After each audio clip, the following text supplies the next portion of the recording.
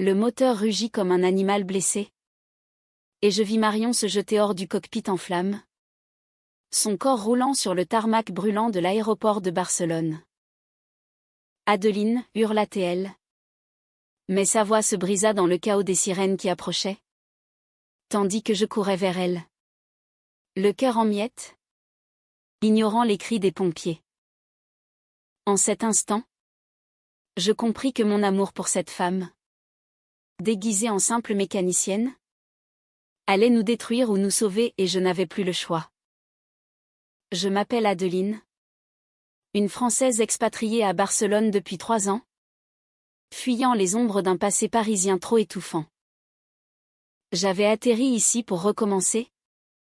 Travaillant comme conservatrice dans un petit musée d'art moderne niché dans le quartier gothique. La ville m'avait séduite avec ses ruelles tortueuses. Ses mosaïques de Gaudí qui dansaient sous le soleil méditerranéen. Et cette énergie vibrante qui contrastait avec la rigidité des boulevards haussmanniens. Mais rien ne m'avait préparé à Marion. Je l'avais rencontrée par hasard. Un après-midi pluvieux d'automne. Alors que je me réfugiais dans un garage automobile près de l'aéroport El Prat. Ma vieille Peugeot avait rendu l'âme sur l'autoroute. Et j'étais trempée jusqu'aux os. Ma robe élégante collant à ma peau comme une seconde peau inutile. Le garage était un antre bruyant. Rempli d'odeurs d'huile et de métal. Où des hommes en salopettes graisseuses s'affairaient autour de carcasses de voitures. Et puis, elle apparut, une femme aux cheveux courts ébouriffés. Les mains noircies par la graisse.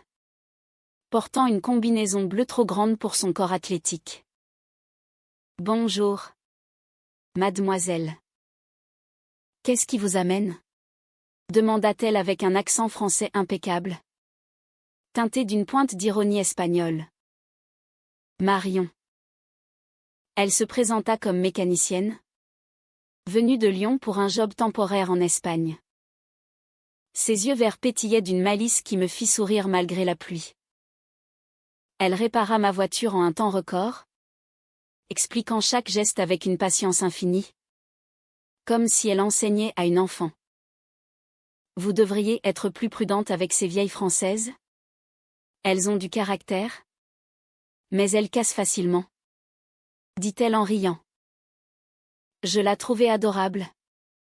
Avec ses taches de rousseur sur le nez et cette façon de passer la main dans ses cheveux pour les dompter. Sans réfléchir.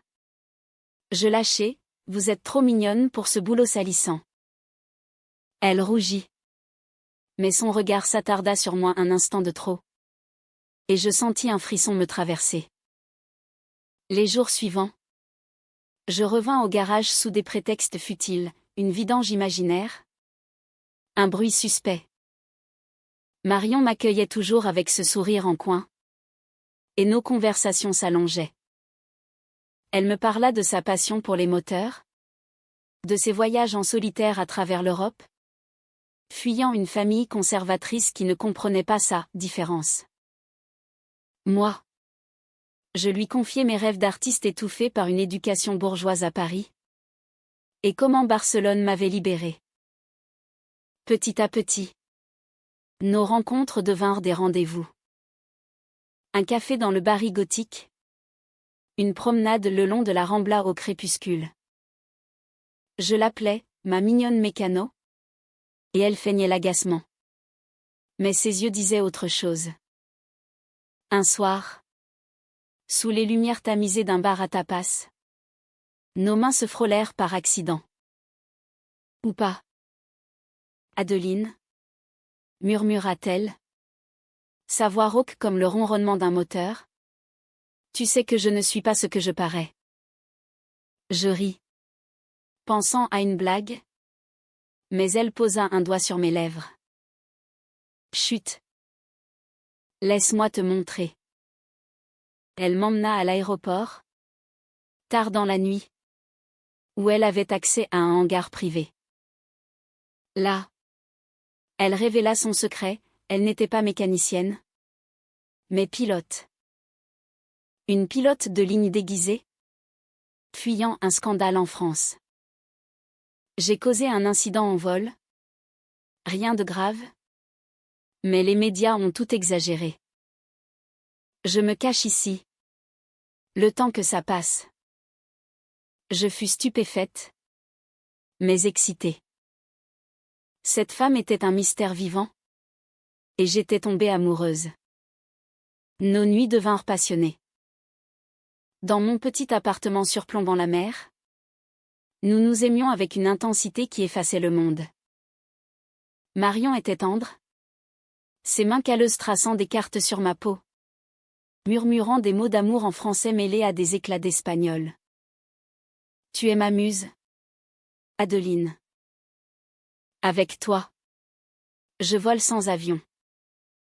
Mais des ombres planaient. Elle recevait des appels mystérieux. S'absentait des heures entières.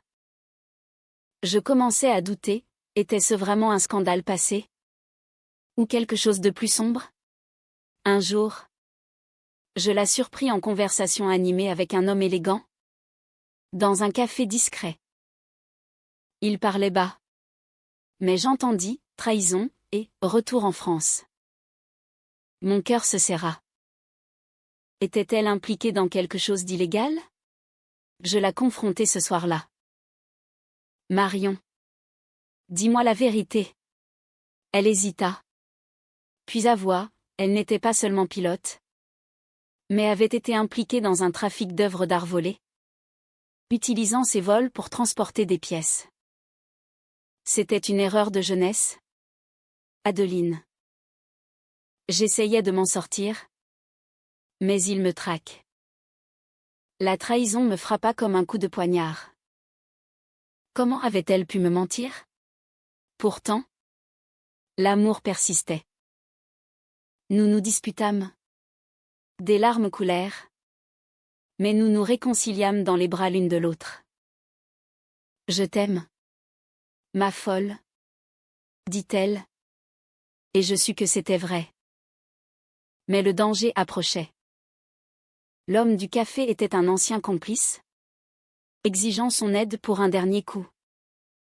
Marion refusa. Mais il menaça de nous exposer. La tension montait.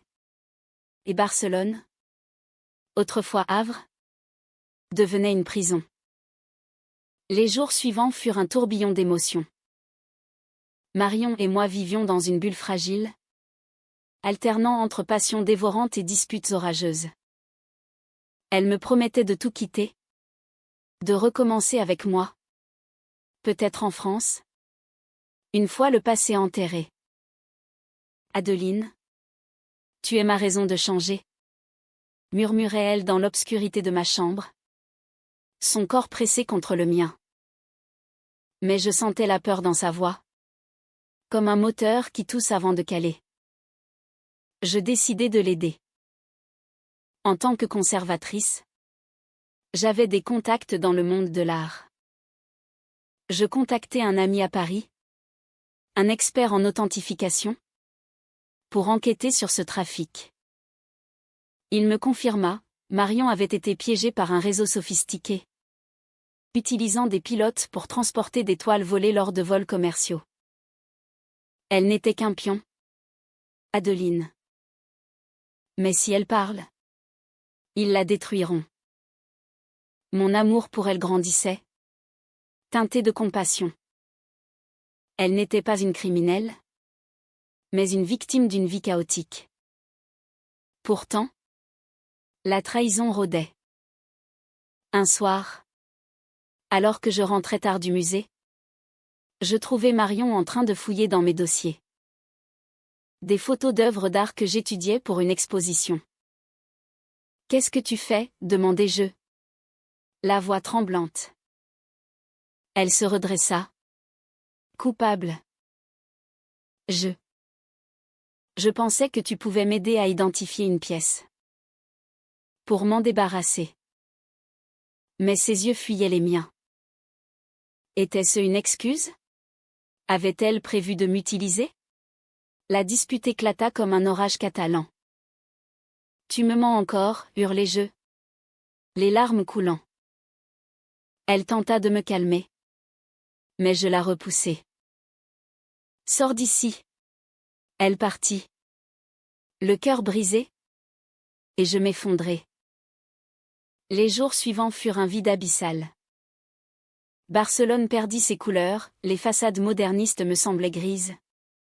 Les vagues de la Méditerranée froide. Je l'aimais. Mais la confiance était ébranlée. Puis, le destin frappa. Marion m'appela en panique, Adeline. Ils m'ont trouvé. Viens vite au hangar. Je courus. Le cœur battant. Là. Dans l'obscurité. Je la vis entourée de deux hommes menaçants. L'un d'eux, l'ancien complice, tenait un dossier. Elle nous a trahis.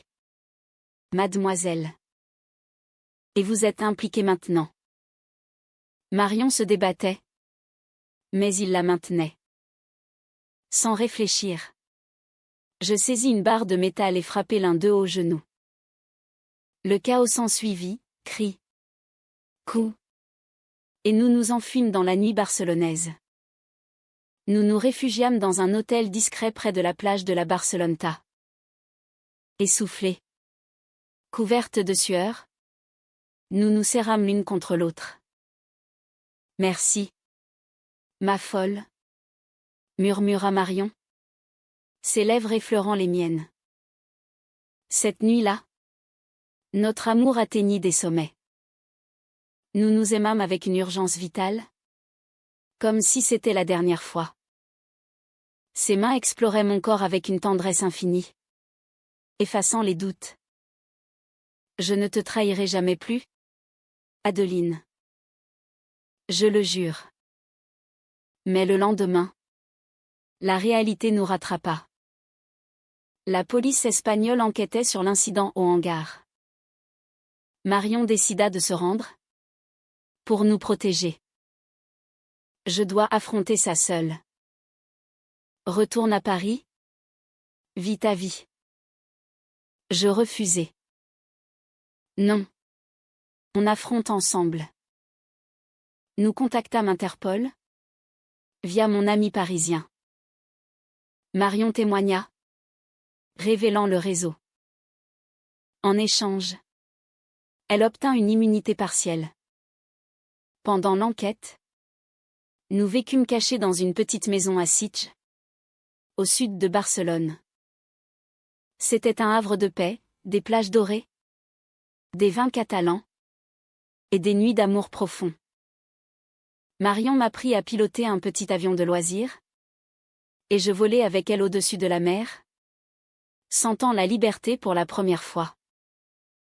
Tu es mon ciel, Adeline, dit-elle un jour, alors que le soleil se couchait.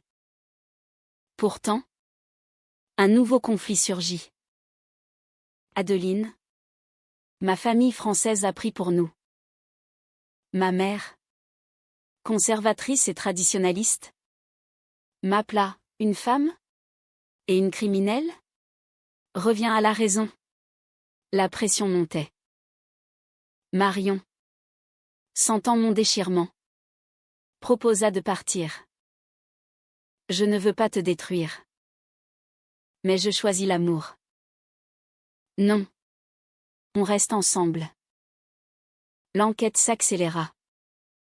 Le complice fut arrêté. Mais il révéla un secret, Marion avait une fois trahi un ami pour se sauver. C'était pour survivre, expliqua-t-elle. En larmes. La trahison passée ressurgit, ébranlant notre lien. Je doutais à nouveau, pouvais-je lui faire confiance? Dans une confrontation émouvante sur la plage? Sous la lune? Je lui dis, Marion. L'amour sans vérité n'est rien. Elle pleura. Avouant tout, son enfance difficile. Ses erreurs. Je t'aime assez pour te laisser partir? Si c'est mieux. Mais je la serrai fort. Non. On guérit ensemble. Les semaines suivantes furent un mélange de tension et de tendresse. L'enquête progressait. Mais les menaces persistaient. Nous recevions des lettres anonymes, des appels nocturnes. Marion devint protectrice, veillant sur moi comme une lionne. Personne ne te touchera, ma mignonne folle, disait-elle avec un sourire forcé. Mais je voyais les cernes sous ses yeux, la fatigue d'une vie en fuite. Pour nous changer les idées, nous explorâmes l'Espagne. Un week-end à Madrid, visitant le Prado, où je lui expliquais les toiles de Goya avec passion. Elle m'écoutait, fascinée, ses doigts entrelacés aux miens. Tu rends l'art vivant, Adeline. Comme tu rends ma vie vivante. Ces moments étaient des oasis dans le désert de l'angoisse. Pourtant, le passé de Marion refaisait surface. Un soir, une femme apparut à notre porte, son ex-amante. Une Espagnole nommée Sofia, impliquée dans le trafic. Marion. Tu m'as abandonnée, hurla-t-elle. La révélation fut un choc, Marion l'avait trahie pour s'échapper du réseau, la laissant porter le chapeau. Sofia voulait vengeance, menaçant de tout révéler à la police. La dispute entre Marion et moi fut violente. Comment as-tu pu faire ça à quelqu'un que tu aimais, criai-je. Elle s'effondra, j'avais peur. Adeline. J'étais jeune. Stupide. Mais avec toi, c'est différent. Je partis en claquant la porte, errant dans les rues de Sitges, le cœur en lambeaux. Était-ce de l'amour? Ou une illusion? Je me réfugiai chez une amie française expatriée. Là, je réfléchis. L'amour vrai pardonne-t-il les trahisons? Les romans français que j'adorais de Colette à Sagan parlaient de passions tumultueuses, de cœurs brisés qui se raccommodent. Je décidai de retourner vers elle. À mon retour, Marion était partie. Une note, je t'aime trop pour te faire souffrir. Adieu. Paniquée. Je la cherchais partout. Des appels à l'aéroport, au garage. Enfin. Un indice, elle était revenue à Barcelone pour affronter Sofia. Je la trouvai dans le hangar où tout avait commencé. Sofia était là. Armée d'un couteau non pour tuer, mais pour menacer. Tu paieras, cria-t-elle. Marion. Calme. Dit, Sofia. Pardonne-moi. J'étais lâche. Je surgis. Intervenant, arrêtez. L'amour ne se venge pas. Une bagarre s'ensuivit. Mais sans sang, juste des cris et des larmes. Sofia finit par craquer, avouant sa douleur. Nous parlâmes toute la nuit, guérissant les blessures. Ce fut le tournant. Marion et Sofia se réconcilièrent en amies. Et Sofia témoigna pour nous. Le réseau fut démantelé. Marion fut innocentée, mais décida de quitter le pilotage pour devenir instructrice en mécanique, enseignant aux jeunes femmes. Notre relation s'approfondit. Nous retournâmes à Barcelone, vivant ouvertement notre amour. Les promenades main dans le parc Güell. Les dîners romantiques avec vue sur la Sagrada Familia. Tu es ma maison, Adeline, disait Marion. Mais un nouveau défi, ma famille. J'invitai ma mère en Espagne. La rencontre fut tendue. Une femme, demanda-t-elle. Choquée. Marion. Avec son charme. La conquit peu à peu. Parlant de littérature française. De vin. Ma mère finit par admettre, si elle te rend heureuse. Ce fut une victoire personnelle. Pourtant, le climax approchait. Lors d'un vol d'essai que Marion organisait pour des étudiants, un moteur défaillit. L'avion piqua du nez vers le tarmac. Je regardais depuis le sol, horrifié. Marion, avec son expertise, redressa in extremis, atterrissant en urgence. Mais l'avion prit feu à l'impact. Je courus vers elle. Comme au début. Elle sortit. Boitant légèrement. Mais vivante. Nous nous embrassâmes sous les sirènes. Les larmes se mêlant. Je t'aime. Ma folle. Murmura-t-elle. Ce fut le moment où tout bascula, plus de secrets. Plus de fuites.